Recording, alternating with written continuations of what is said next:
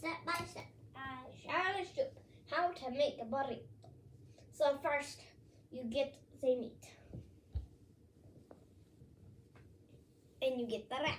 You get the wrap, and you wrap the meat in the wrap. Okay, perfect. Oh, and sometimes the meat's a little slippery. You put it on the pan. You keep and make sure on pan. Put it on pan. Make sure it is good, nice, and delicious.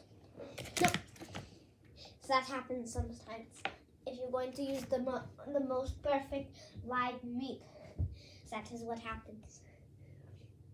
So you're going to put the meat on the pan.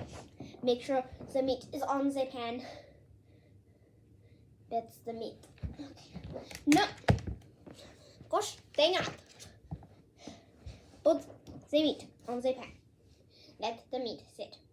Sit. Sit.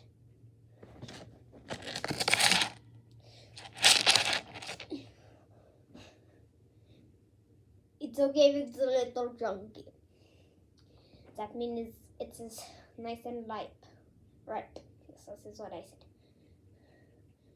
Okay. Now that you got the bunny, or sorry, the meat, you want to cover the meat in the wrap. No! Good thing it!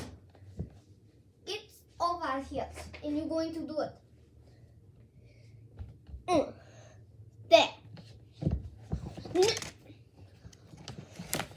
I'm sorry, but you need to get on the pan.